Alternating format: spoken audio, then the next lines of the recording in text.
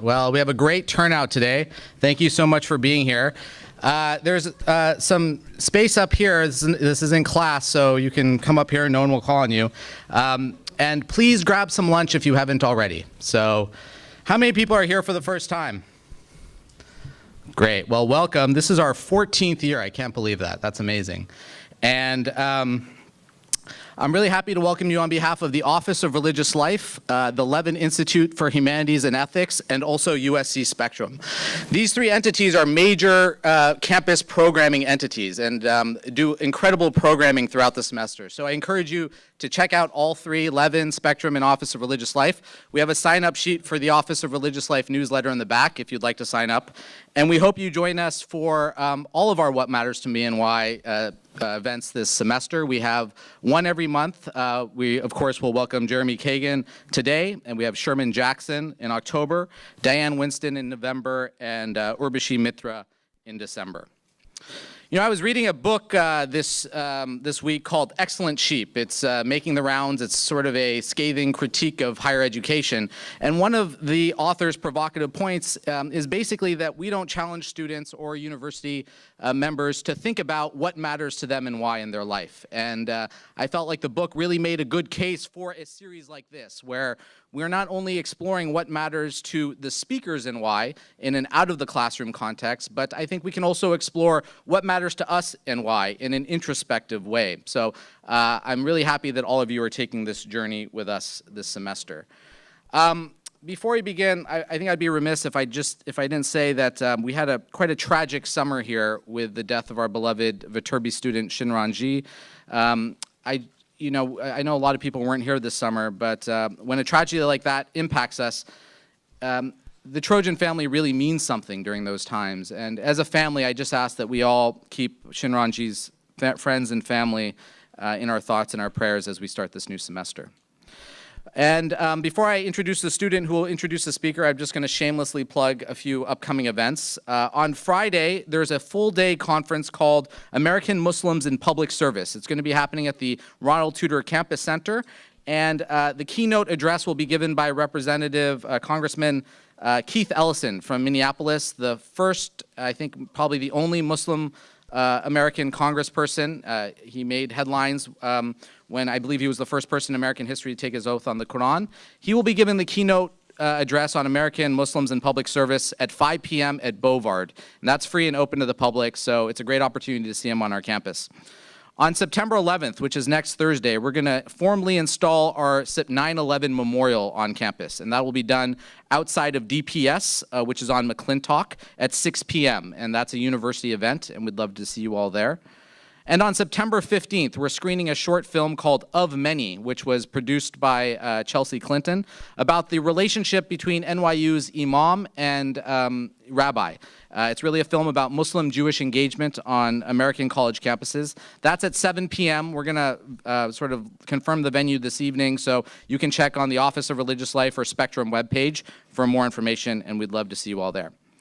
Now, one of the reasons we're in our 14th year, and one of the reasons why USC's What Matters to Me and Why has become a national model for other universities is because the speakers are really nominated and chosen by students, and we also have students introduce the speakers. So today I'm very grateful to welcome undergraduate cinematic arts major to introduce Jeremy Kagan, Edel Judanen. Please join me in welcoming Edel.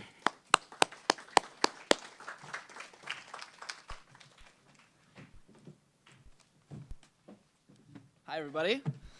I really have the honor right now to introduce to you a very special person.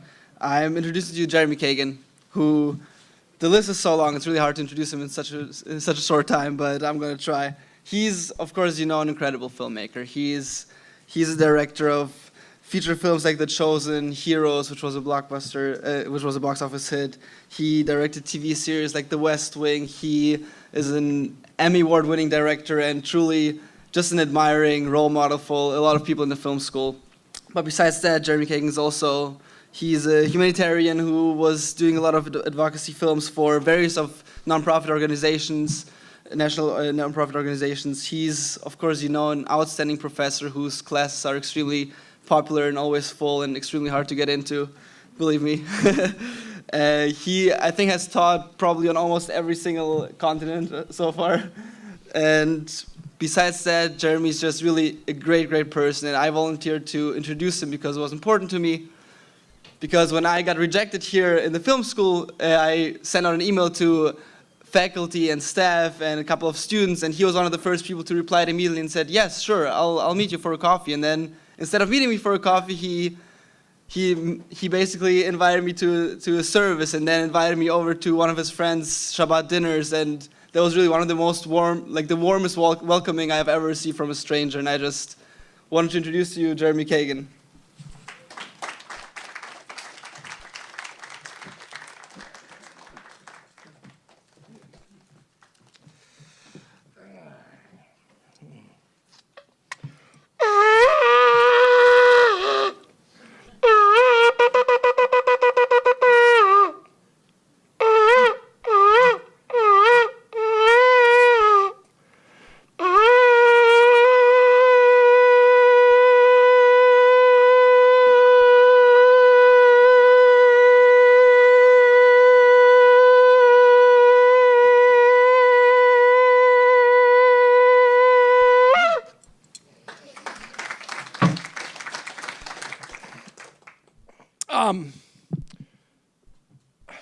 First of all, thank you for being here.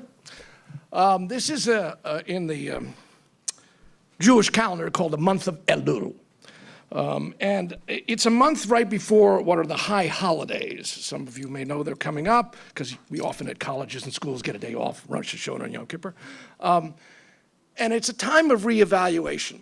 It's a time where you examine who you are, what you do, what you intend to do, and take responsibility. And I just learned, by the way, recently, because I'm still in the process of learning like everybody in this room, that you're supposed to actually blow or listen to the sound of what I just did here, this shofar. The shofar is blown to wake us up, to get us to be in the present. So I thought it was an appropriate way to sort of start dealing with this challenge. And by the way, the last couple of weeks since I was asked to do this, I've really been examining, just as it's this month of Elul, I've really been examining what matters to me and why. And boy, is that a tough assignment. So I thought I'd start with this. I died 20 years ago. And this event is, and I'm going to read some of this, so bear with me. This event is continually affecting who I am right now. And as I was grappling with the assignment of what matters to me most and why, this specific personal encounter with death kept coming up for me as the main discussion point that I want to share with you today. But the bottom line of this is that it's all about appreciating right now. That's what truly matters. All right, but before I share my death with you, I want to set a context for the conversation. I want to make a distinction between what matters to me as to who I am and what matters to me as to what I do. Now, when I'm looking at myself as the who I am, I see sort of two central aspects of my character. One is enthusiasm, and those of you who, in fact, I was just sitting next to someone, I don't know if she's still here, who's learning Greek. And I don't know, is she still here? I guess not. But those of you who know Greek know that enthusiasm means to have the God, theos, within. And that's part of the idea of who I am, just in terms of me, is to, and we'll talk about what that means, or at least I'll talk about what it means. Well, enthusiasm, one of the aspects of who I am. The other aspect of who I am, and I'm sure some of you share this as well, is insecurity. That's also very much who I am. Uncertainty about my own capacities at times, and an effort constantly to compensate for that uncertainty. So even this assignment that you gave me has brought up lots of doubts. You know? Do I really know what matters to me? I mean, really know, other than my own survival. My insecurities have me at times quite superstitious too. I don't know about you guys, but I'm one of those guys that doesn't walk under ladders, you know, and when I get on an airplane, the first thing is with my right foot. How many of you do the right foot when you get on the airplane? I'm seeing boy, none of you. This is a superstition. I don't know what I want to pass on. I don't want you to be worried about it. But I've got them. I mean, I also carry amulets with me. I'm wearing a bunch of them, you know, and I touch them for reminders. But they're also, these superstitions and the insecurities also motivate action. You know, like sometimes that's the very thing that pushes me to do something, meeting a challenge. And sort of today is meeting one of these challenges. And I want to be with you as an authentic and honest as I can. So 3 distinctions as well. I think what matters to me, some of these things are needs, some of them are addictions, and some of them are choices. And it's the choices that I'm going to hope are the things that we'll really look at together here. But there's another triad that I want to talk about, another triad in terms of mattering. There's the body, the ego, and the soul. So here's the distinction. The body wants to feel good. The ego wants to look good. And the soul, whatever that is, wants to do good. So I'm going to first talk about my body, what matters to me in terms of this right here, this incarnation. Obviously, my health, sleep, shelter, nourishment, but very specifically for me, and I'm sure this is shared by many of you, are the stimulation of my senses. As many of you know, I'm a filmmaker. So the vision is constantly a joy and stimulation for my body. Graphic images, moving images, cinema, theater, graphic novels, cartoons. Also, another important sense for me is hearing. Music. Music deeply matters to me. I play reed instruments. I'm a clarinet player. I have a band. We play sometimes twice a week. And we gather together, and when we play music, those of you who are musicians, how many in this group are musicians? How many play musical instruments? Raise your hands. Good group. As you know, you're in the present when you play. That's part of the process. Your mind can't be distracted. You have to be right there, right with your instrument. Yesterday I was doing color mixing for a movie that I did a number of years ago called The Journey of Natty Gann. And it's being re-released. And and it's so fascinating because another thing that matters to me is technologies. Because what happened is, it's fascinating, is this movie, which was a beautiful movie 20 years ago, is now even a more beautiful movie because of the modern technologies that allowed it to change and new colors and richness to be put into the movie. But as I was driving back and forth, and other technologies that I appreciate, I was also listening on the radio and I heard Beethoven's Fifth Symphony. And the performance was so spectacular that as I was driving, one hand was conducting, and I was stirred in the midst of all the traffic to the spectacular creative beauty and passion that comes from sound. So very important to me. Also important to me, of course, is taste. I'm a sugar addict, so some of you may be sugar addicts as well. I like my hot peppers. Get good hot pepper, you get very present as well. Another thing important to me in terms of this body, that incarnation, is laughter. And those of you who think about laughter actually know when you laugh, in fact, you don't think. Again, you're present. And another very important thing, at least when I consider my body, is sex. You know, I remember when I was a kid, there was a famous story about a professor whose specialty was sex. And there was a long introduction, twice as long as Adele's introduction to me, of who this guy was and all his credits and all the PhDs he's gotten. And as he walked up to now give a lecture about sex, he said, "Ladies and gentlemen, it's a pleasure," and he sat down. For me, by the way, and I wasn't avoiding, I was listening to a couple other of these, What Matters to Me, and there was one person who was giving a presentation. He said, "What I'm going to talk about has 3 letters to it." And immediately I thought, he's going to talk about sex. Actually, he didn't. He talked about God. I'm going to talk about God too. But I don't want to leave out sex here because it is important to me, as I hope it's important to some of you, because it's one of the blessings and pleasures of being in a body. But also, what it is for me is it also is also being in the moment, even if my mind is bringing unfulfilled desires and future desires all combined into one. But at that particular moment, I'm again present on all levels. Okay, so talk about the body feeling good. Now about the ego looking good. What matters to me in this is, and this is I'm going to be honest with you, this is the point. I really need approval. My ego wants to be approved. I want to hear people say, good job. This may come from parents, from other teachers, from my teachers when I was young, from peers, from critics, from an audience, from my students, from you, from every one of you here. That ego needs to have that kind of approval. And that may be an addiction of my own. But there's more to this than just avoiding looking bad or trying to look good. There's a reaffirmation of what I can do in my capacities, my agency as a human being. That's important for my ego. And it drives me to produce. And it's producing in my relationships with my companion, my wife, my daughter, my new granddaughter, my family, my colleagues, and my friends. This need to, or drive to, please, also motivates these actions. My wife was hit by a car a month ago, and she's fine. But I remember the moment that I learned that had happened, and I was somewhere else. All that mattered to me was to get there, to get to her, to be of help. That's all that mattered. Everything dissolved, including traffic signs as I drove incredibly fast to be able to get to where she had been hit and hurt. Being in the now.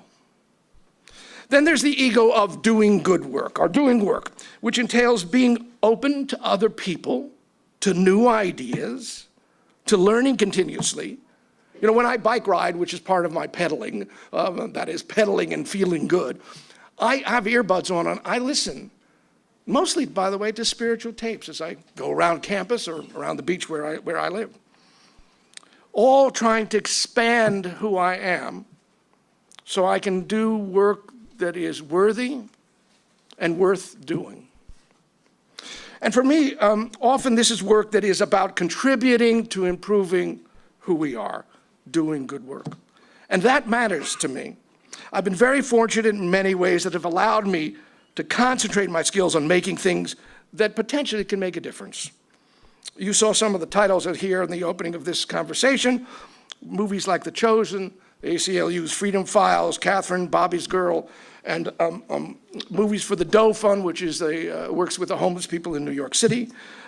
Movies for Pioneers that works with sustainability and the planet and social justice. Okay, I have some personal talents. I have perseverance. I am ambitious, and I have an intention to sort of. Well, you know what it is? It's an acknowledgement of how lucky I am. Because the fact is, I have a resilient body. I was born in this time, in this country, to these parents, my perspective, who encouraged me to be responsible, who themselves were activists for tolerance and change. And they set an example.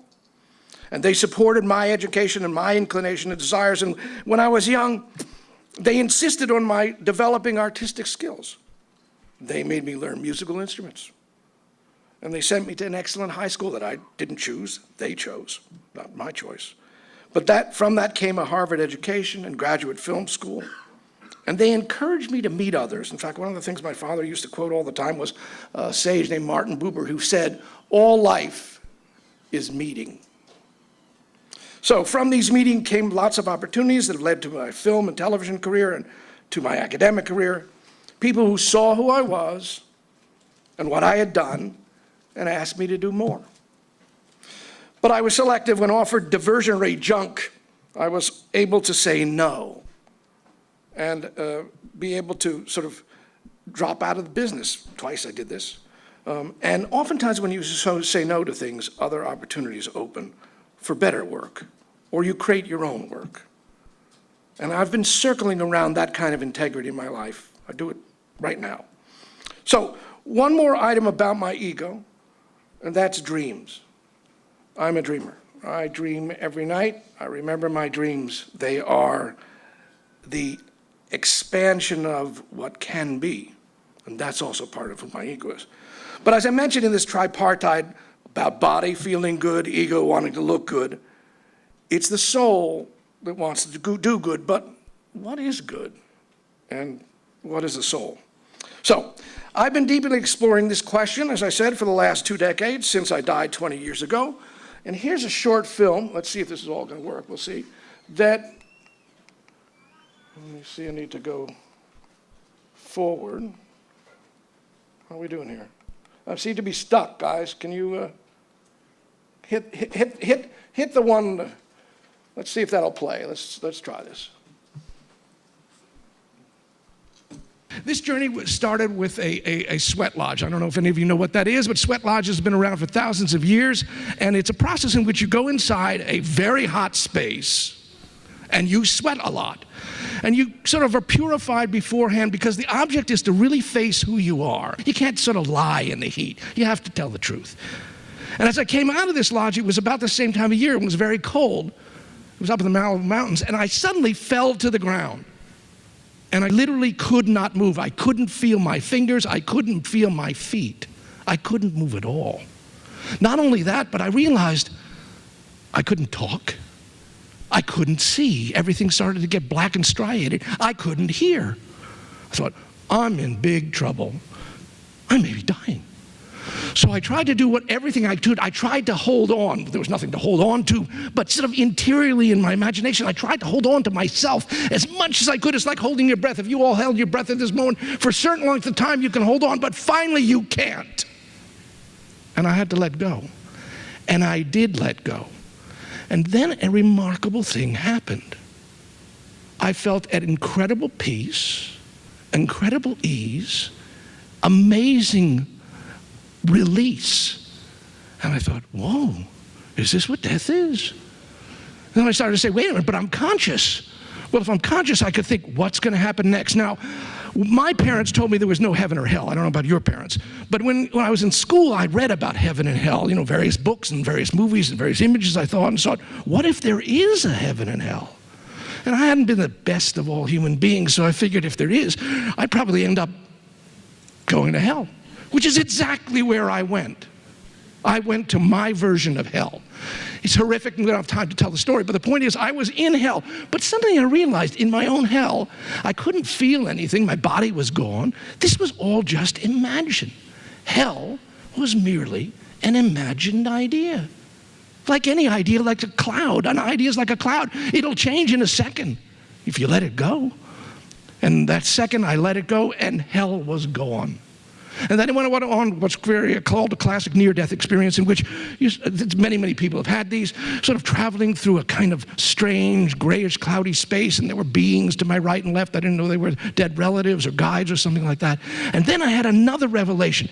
All of a sudden, everything that I'd ever learned about, that is, if this Jeremy, this particular character, everything I'd ever learned about, all the history I'd ever learned, all the television, the 100,000 hours of television I'd ever seen, all the games I'd ever played, all the people I'd ever met, all the music I'd ever heard, all the movies I'd ever seen, they all happened instantaneously in a nanosecond. I saw everything that I knew.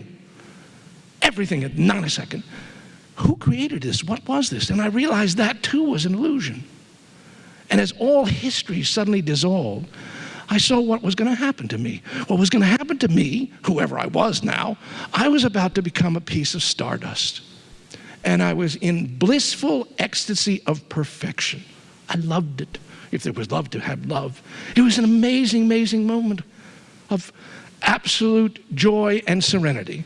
And then I realized that just to become a stardust, a piece of the stardust of the infinite, and all of a sudden the infinite came in on itself.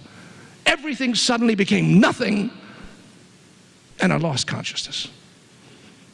And then, like turning a movie backwards, ran screaming backwards from nothing to everything, heading down through the solar systems, and I was aware of, or whatever was aware, through the solar systems, down toward the planet Earth, down toward California, down to the Malibu Mountains, down to this strange body here on the ground. And I entered that body, and I returned to being Jeremy. And as I slowly began to sense of being able to move, feel cold, started to see a little bit, started to hear. I looked around, and I had the greatest feeling of love I've ever had. I loved every single human being I saw that were there. I loved the space we were in. I loved the cold that I felt. I loved the water. I loved the air. I loved everything around me. And I realized what an amazing miracle it is to actually be here right now and be alive. That was pretty good. I'm glad to get to hear that. Let's see if this actually works. There we go. A theme of appreciation, a theme of letting go. You know, I had to, let's see, I'm going backwards, maybe that's why. See if this will go, whoop. Let me see if you want to give me control of it, or? You can stop there, yeah. Let me see if I can get control of it. There we go. I had to give up my career. I had to let go of that. All my attachments to power, fame, wealth, success. I had to give that up. I also had to give up all my attachments to family. I had to give that up as well. But what was left in all of this letting go, with things that seemingly define you, your career, your family, as I was saying in this story, I still had consciousness. But sort of what was this consciousness? Was this consciousness my soul? The idea of a soul was meaningless to me when I was young. I grew up in a very academic and philosophical material environment. Despite my father being a clergyman, he was a rabbi. What was important was proving the truth of anything, examining, questioning, and then doing, and making sure what you did no harm, helped others, socially and politically. That was the message that I grew up with in my family. One of the precepts that my father taught was from the 2nd century sage Hillel. And he repeated to me this all the time. I have it on my walls in my office in my home. And Hillel said, if you're not for yourself, who will be for you? But if you're only for yourself, what are you? And if not now, when? Those three guides have been in the back of my head, in the front of my head, right in front of you now. But the idea of considering what a soul was, actually the only time that entered my consciousness, and I'm going to be authentic and honest with you all here, was when I first experienced hallucinogens. Why I say that is because I had felt and believed that everything my senses experienced was the only truth. That was the truth. And the idea that there was some other truth beyond that didn't mean a thing to me until, in fact, I started having experiences that led me to see that there were new ways to perceive the world. Now, one of the things I do with my class, I don't know if you can see this, but there's a frame here and there's a face here. Last week, on last Thursday, in this first class to my graduate students in directing, one of the points I want to make to them is they actually don't see and hear oftentimes what's really right in front of their faces. So I showed them a bunch of illusions. This particular illusion, how many people see a face in this mask? Raise your hands to see it. How many people see two faces in the mask? Those of you who don't, take a look. And if you look right there, you'll see that this, in fact, is a male face probably kissing a female face. That's the truth of that image, but that's not what we see. So oftentimes, our minds limit us to perceive in a limited way. Okay. So, I'm going to talk a little bit about the soul as I've been discovering it and how it is meaningful to me. Jewish thought conceptualizes the soul in three stages. It's called nefesh, ruach, and neshama.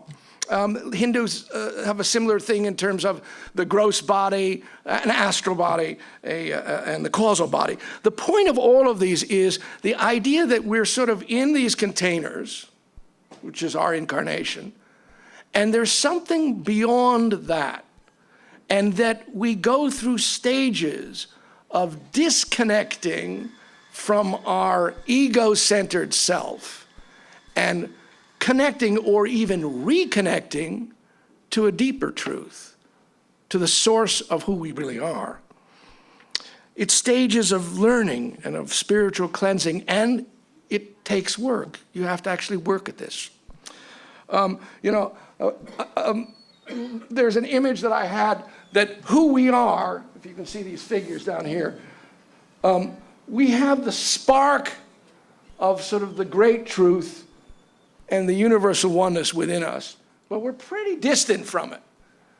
And we need to do the work if we want to get back to it, even though it's always there. When I was a kid out at school, I don't know if you can see this, but you see that sign? It says, "You are here." See that little dot? That's where we are. And this says, "And all the good stuff is here." This was in the 60s. It was a poster that went around.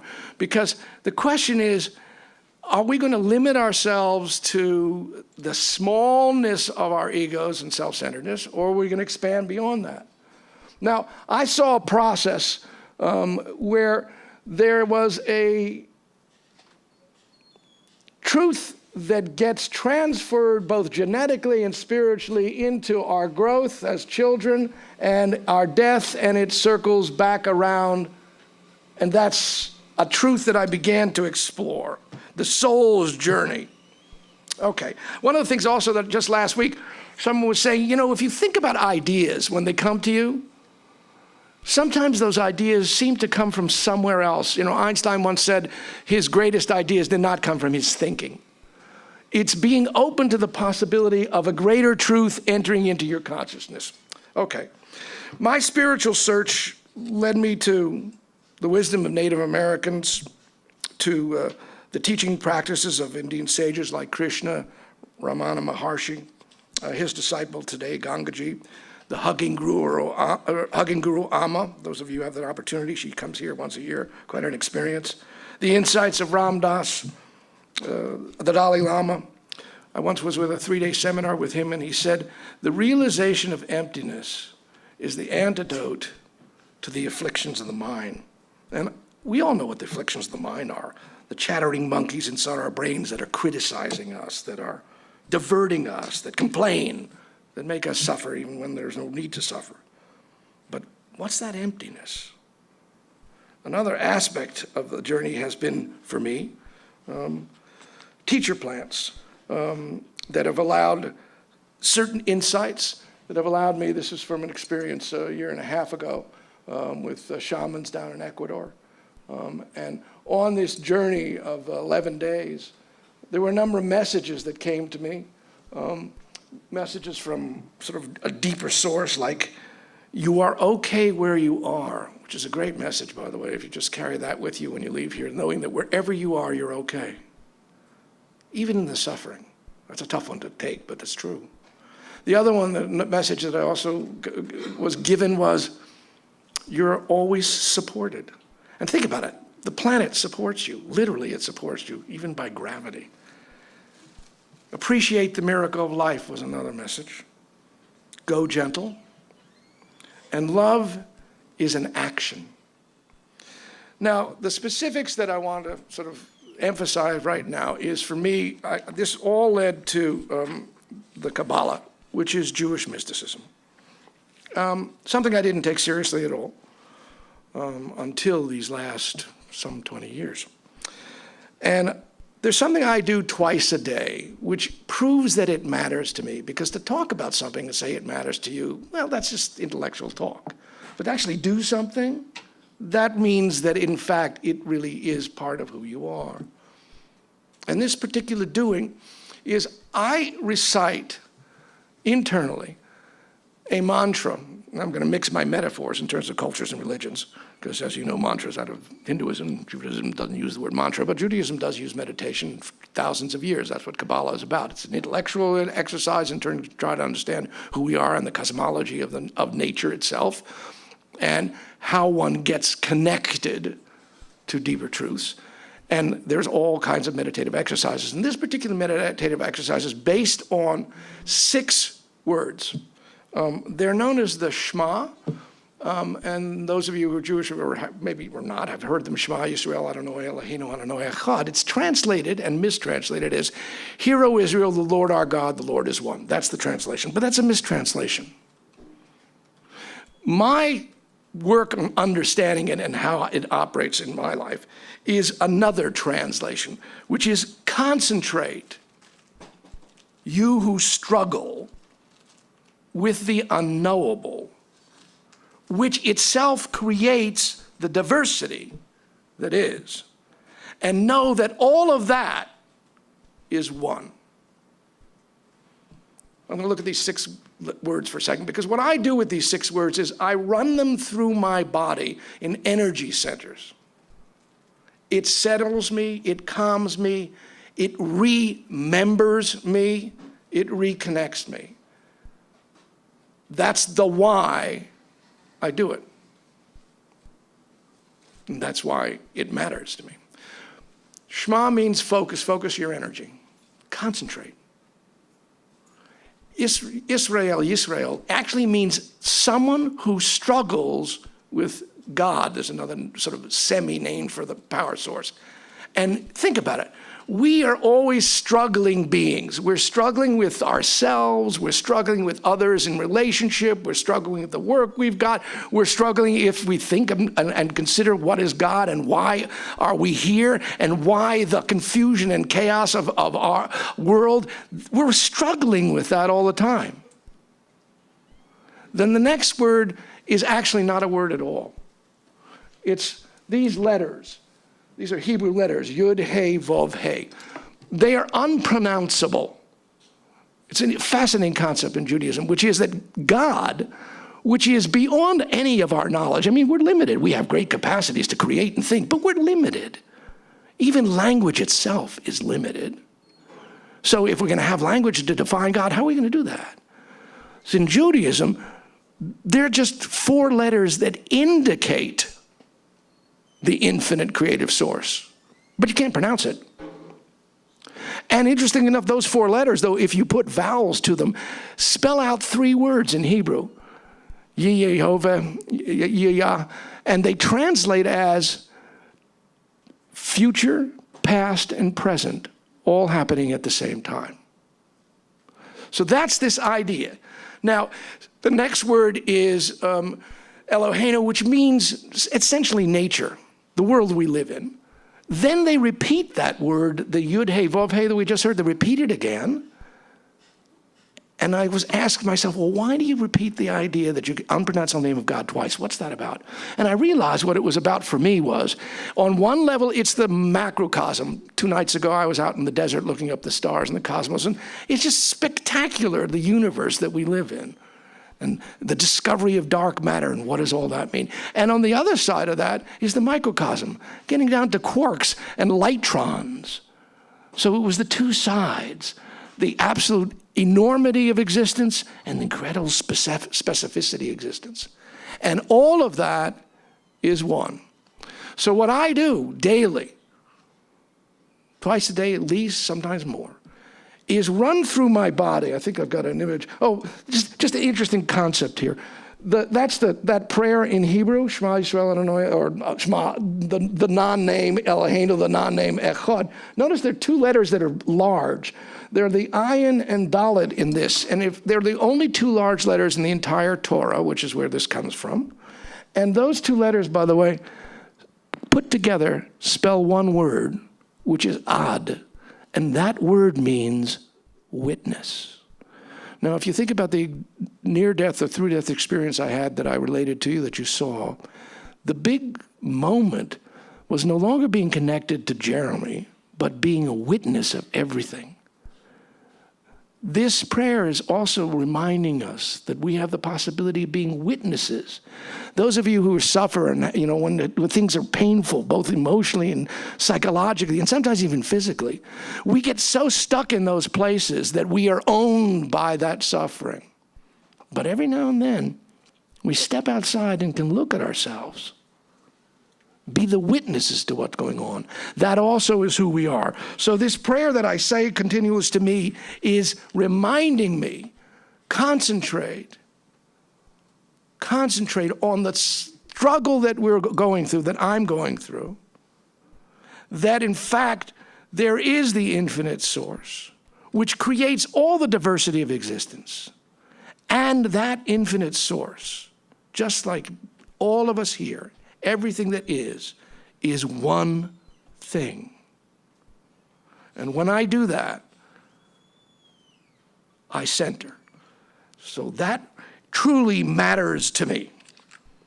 So this is, by the way, in Kabbalah, these are these energy centers. They're similar to chakras in Hindu thought, where I travel the energy emotionally, physically, and psychologically in this prayer up and down my being so that I then can center.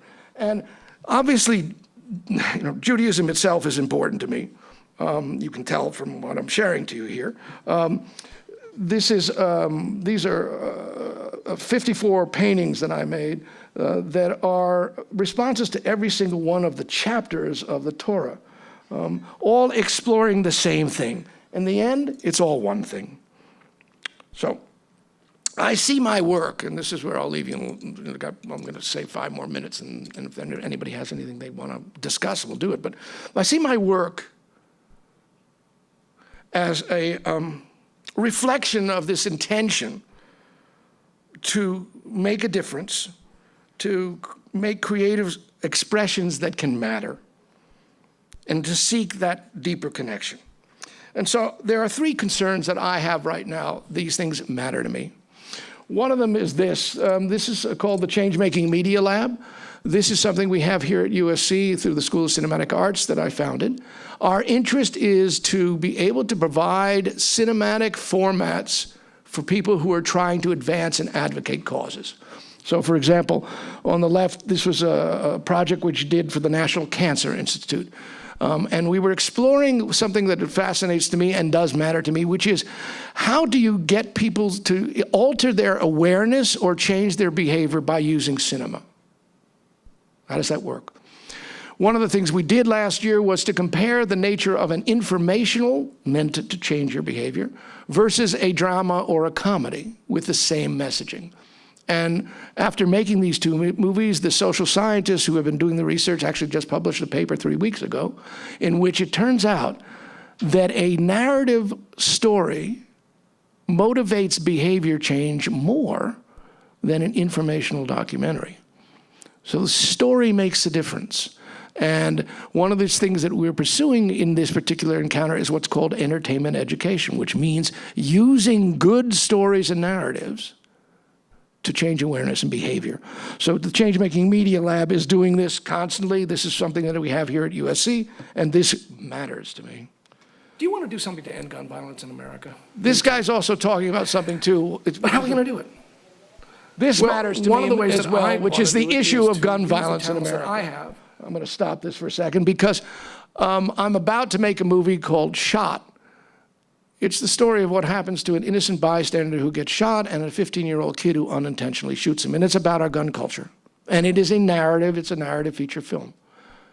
It's important to me because I think the conversation has to be extended, looking at the fact that, as you all know, there are over 300 million guns in Americans' hands, that over 100,000 people in America get shot every year, 30 people a day. We have to be responsible and make a difference and change that. So I'm using my skills to contribute to that. And the last thing I want to share to you that matters to me, of course, is the issue of the planet we're living on and sustainability. I mean, I hope we're not just a short-lived dinosaur, since they seem to have lived more than human beings, but I realize that if we don't concentrate on the issue of sustainability, then our children and grandchildren may not have a planet for at least this species to live on. So we have this here, and I want you all to be aware of it. In fact, there's a competition. It's called Sustain-A-Video. If you go online, Sustain-A-Video, we're asking anybody to make a 10-second or 7-second Vine or a 5-minute movie of any kind in any nature. It's competitive. We're giving prizes, $1,500 and an iPad. So any of you who want to express yourself, literally in a half a second, just say, we got to save the planet and send it off to this. We were putting them up starting in another 2 weeks.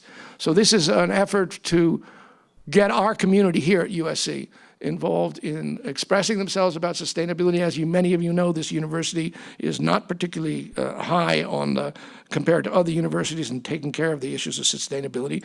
It's important to every one of you here, those of you who like to express yourself with video, and since we're all video makers, everybody's a filmmaker now, the digital camera is the pencil today, please go ahead and do it and send it off. Welcome to it. So the last thing, it's like Mark Twain said, if I'd spent more time on this, I would have made it shorter. I just want to read you a couple things that are at the end of this book, this ebook that I published this year about this near-death experience called My Death, a personal guidebook. I asked a rabbi here in town to sort of give me some advice about what do you do once you've died. I mean, there's this thing about if you die before you die, then when you die, you don't die. But I said, what am I going to do with this? How is this going to change who I am? What's my responsibilities now, having had this journey? And he finally said to me, lighten up. That was his message. So I'm going to repeat this message now, having taken all this seriousness to remind myself and to you. Lighten up has many meanings, and this is what's in the book. Stop taking everything so seriously and personally. Well, that's a good one. Remove the heaviness that can drag me down. Lighten up. Get rid of unneeded baggage so we really can be free to fly, not be attached to anything. Lighten up. Literally, become a beacon. Show other people the way. Lighten up. Be passionate. As the Buddhists say, minimum attachment, but maximum commitment. Lighten up.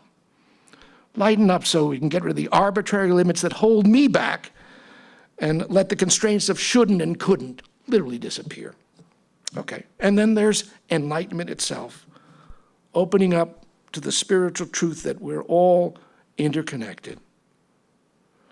I realize I have a choice. I have a choice to be one at this very moment with all of you to what's happening and know that we are on an endless ride that bounces in and out of concrete time and space and then back into the infinite no-thingness. And we have a choice to deeply delight in the unending nows. It says on my computer two things. Like this, life is not measured by the number of breaths we take, but by the moments that take our breath away. And on my computer, they have back there that's working, there are little two strips. And the stickers read, express gratitude and help others. So thank you for listening. I hope this has been some way helpful to you. So I express my gratitude because you matter to me. Thank you.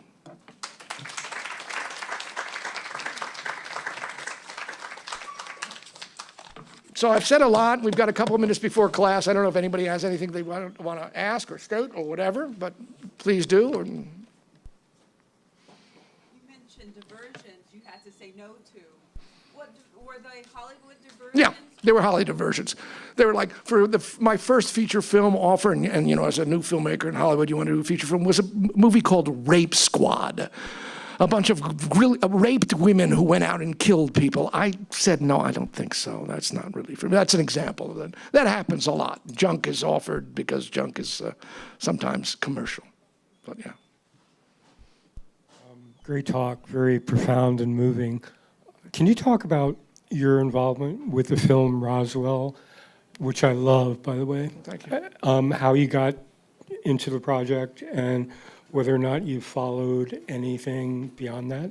And I have, and it's interesting, when I did the project, I didn't even know what UFO stood for, which is when I had my near-death experience. I didn't know what a near-death experience was either. I sort of am constantly learning. What's fascinating to me is how that project happened because of what I said earlier, which is all life is meeting. My teacher was having a party. He is, in fact, the one who brought me down to USC. He saw that I could be a teacher. I never thought I could. I was a filmmaker and I didn't have time for this. But he saw it. At that party was a colleague of mine who had gone to the American Film Institute together. That colleague, who was a weird guy, came up to me and suddenly said, I want to tell you this story about how me and my kids saw a UFO. And again, I didn't know what he was talking about. He then told me the story. I backed off. Sounded a little too weird for me. And then told me the story of Roswell. Then 2 days later, I was on an airplane with the head of HBO, because I'd just done a movie for them, and I told him that story. And that's how Roswell got made. So it came to me, and again, this business of being open to meeting people, and open to new experiences, and open to, well, what is this all about? And now you and I can have a nice long discussion about UFOs and ufologies and the currently, but there's no question in my mind, no question at all, that this consciousness that we have is only one form. Now, whether there are, quote, other planets that have life forms on it, or whether, in fact, there are other ways of consciousness being experienced and then sometimes being explained by the specificities of UFOs, that's the truth that I think is more important.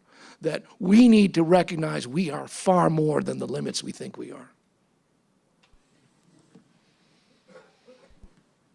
Well, we are out of time. Please join me in thanking Jeremy Kagan for an extraordinary presentation. Really,